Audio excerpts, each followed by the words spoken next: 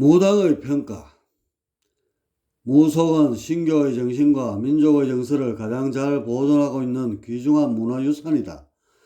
그런데 이러한 무속이 조선시대에 들어오면서 심한 핍박을 받게 된다.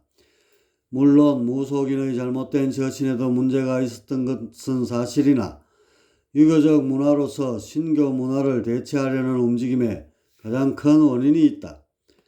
다음은 실록에 나오는 무당의 폐해를 지적한 기록이다. 세종 18년 여름 사안부에서 왕에게 상소하기를 도성 내에 요상한 무당을 믿고 따르는 사람이나 이런 사실을 알면서도 관청에 알리지 않는 자는 물론이고 그 이후 또한 책임을 지게 해야 합니다. 그리고 한성부 관원과 도성 밖의 수령은 수시로 무당을 감찰하여 요사한 풍속을 막아야 될 줄 아옵니다 하였다.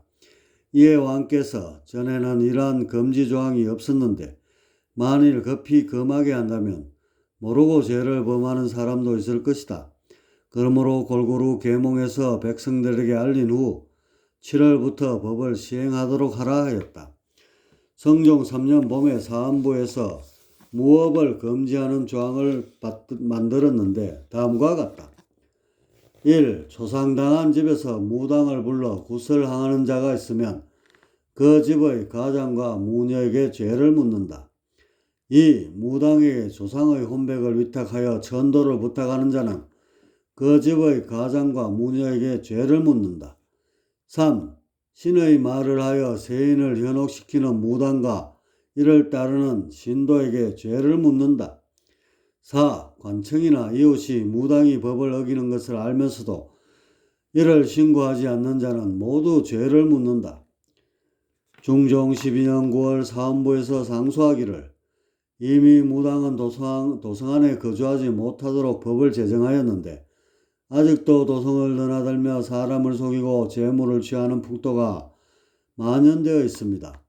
요사한 말로 현혹하여 풍속을 해치며 심지어 사대부의 집이라도 그리낌 없이 드나들고 있습니다. 관청에서 단속을 하여 성 밖으로 쫓아내어도 얼마 지나지 않아 또다시 성 안으로 들어오며 식별하기가 어려워 곤란한 지경입니다. 무당들을 모두 도성 200리 밖의 거리에 두고 각 관청에서 수시로 순찰하고 점검하여 마음대로 이주하지 못하도록 하기 바라옵니다 하였다. 그런데 고려 때만 하여도 국사 무당이 주관하여 국가와 종묘 사직을 위한 천제를 올리거나 가뭄 시에는 전국의 무당을 모아 기우제를 올리는 등의 이런 흔한 일이었다.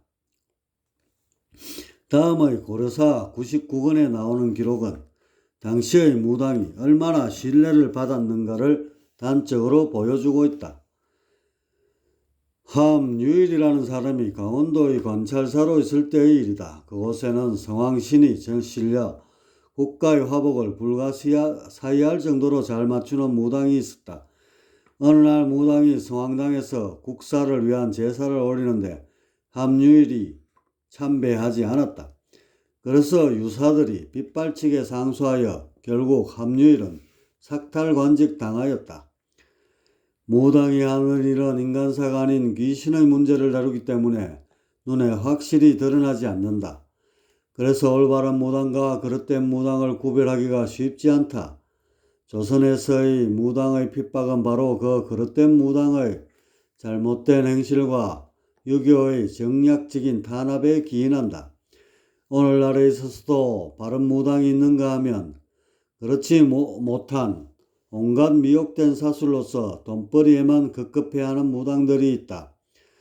선무당이 사람 잡는다는 속담과 같이 무당의 도리를 저버린 선무당들에 의해 전체 무당의 이미지가 흐려지고 있는 것이다.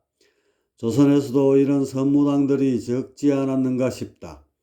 다음은 선무당과는 달리 무당임을 조금도 부끄러워하지 않고 소신껏 처신한 어떤 무당에 관한 기록이다. 송공은 무속의 풍토를 심히 천하게 여겼다.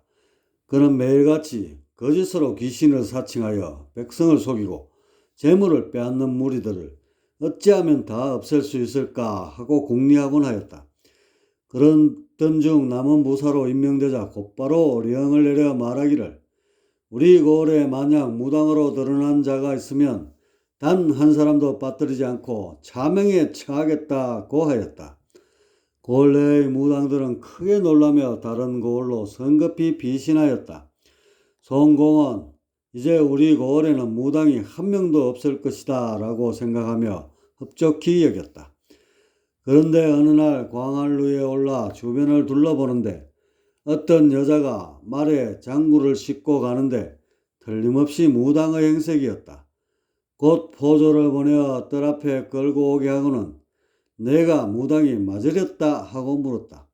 네, 그렇습니다 하고 무당이 자신있게 답하였다. 송공은 목소리를 높이며 다시 물었다. 내가 관가에서 내린 영을 듣지 못하였느냐? 네, 들었습니다. 너는 죽음이 두렵지 않느냐? 어찌하여 우리 고을에 아직도 남아있는 것인고? 원컨대 날이 소인에게 변명의 기회를 주시고 밝게 살피시옵소서. 무당은 진짜와 가짜가 있는데 가짜 무당을 죽이는 것은 가하지만 진짜 무당을 어찌 죽이겠습니까? 관가에서 영을 내려 언검하는 것은 모두 가짜 무당에 해당하는 것이지 진짜 무당은 아니라고 생각합니다. 저는 진짜 무당인 고로 관가에서 죽이지 않을 것을 알고 거처를 옮기지 않았습니다. 무슨 근거로 내가 진짜 무당이라 자부하는가? 원컨대 시험해 보시면 알 것입니다.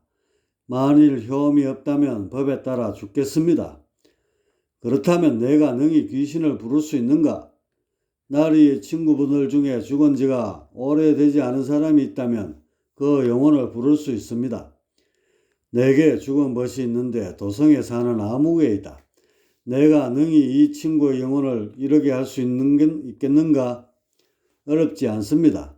그러나 몇 그릇의 반찬과 술 한 병이 있어야겠습니다. 송공은 믿기지는 않았으나 함부로 사람을 죽일 수는 없는 법이어서 무당의 말대로 재물을 준비해 주었다. 원컨대 나리에 옷 한 벌을 주시면 그곳으로서 신을 청해 보겠습니다. 옷이 아니면 신이 내리지 않습니다. 송공이 전에 입던 옷을 내주자 무당이 그 옷을 걸치고는 제단 앞에서 방울을 흔들고 주문을 외워대며 긍중긍중 뛰었다. 잠시 뒤에 무당의 입에서 내가 왔다 하였다. 그러더니 송공을 향하여 사비를 슬픔을 말하고 일생 동안 기쁨을 나눈 정을 얘기하는 것이었다. 긴 대나무를 타고 놀던 일로부터 과거장에서 합격하여 벼슬을 얻어 조정에 나아간 것에 이르기까지 조목조목 자세하게 늘어놓았다. 그 가운데는 송공이나 친구들만이 알고 있고 다른 사람은 일체 알지 못하는 일까지 토해내었다. 송공은 눈물을 흘리면서 슬픔을 참지 못하고 내 친구의 홀령이 실제로 여기에 온 것을 의심할 수 없겠구나고 말하였다. 명하여 다시 좋은 안주와 술을 가져다가 대접하도록 하였다. 후 한참 후에 친구는 이별의 말을 하고 떠났다. 송공이 탄식하여 말하기를 나는 평생토록 무당은 믿을 것이 못된다고 생각하였는데 이제 비로소 무당에 진짜가 있음을 알았도다 하였다. 그리고는 무당에게 후한상을 주고 무당을 검하는 영을 거두었다. 이로부터 송공은 다시는 무업을 배척하지 않았다고 한다. 천예록 이익은 일찍이 성호사설에서 내가 보건대 무당이 혼을 부른다고 조작하여 사람들의 재물을 빼앗는다. 나라 풍속이 귀신 생긴 것을 좋아하는 것은 문제가 있다고 말한 바 있다. 그러나 이는 무당을 바로 알지 못한 그릇된 말이다. 무당이 혼을 부르는 것은 거짓없는 사실이다. 단지 무당에 내린 주장신의 높고 낮은 차이에 따라 실력의 차이가 있을 뿐이다. 실력이 낮은 무당은 귀신과의 소통이 미흡하고 살을 풀고 귀신을 쫓고 전도하는 등의 일에 부족함이 많아 오해받기 쉬운 것이다.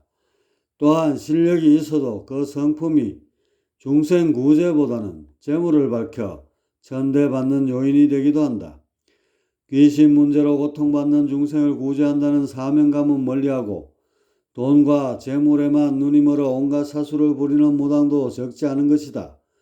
이런 무당들 때문에 제대로 무업에 종사하는 무당들까지 천대받게 된 것이다. 이건 또한 우리 민족이 귀신 섬기를 좋아하는 것이 문제로 가였는데 우리 민족은 결코 귀신을 섬기는 민족이 아니다. 우리 민족은 신의 세계를 여타 민족보다 정확히 꿰뚫고 있으며 귀신을 능통하게 부리는 민족인 것이다. 가령 무당을 봐도 역사상 한 번도 귀신을 섬겨본 일이 없다. 삼천의 귀신은 결코 내림신이 될 수 없기 때문이다. 적어도 4천 상급의 신명 정도는 되어야 내림신이 가능하다. 무당은 적게는 4천의 신명에서 높게는 5, 6천의 도통신을 받들며 인간사에 개입하여 말썽을 일으키는 온갖 귀신을 퇴치하는 일을 하는 것이다. 여하튼 무당은 사회에 널려있는 그런 단순한 직업이 아니다. 죽은 자의 문제를 다루는 막중한 책임이 있는 것이다. 그럼에도 다른 직업인과 같이 돈과 재물만 앞세운다면 필히 더 크게 잃는 것이 있을 것이다. 즉 죽어서 업보와 영적 퇴락으로 인해 귀신으로 전락되는 손실이 있는 것이다. 이 점을 명심하고 성공을 감동시킨 무당처럼 나아가 천의를 대변하였던 당군처럼 진짜 무당이 되도록 힘써야 할 것이다.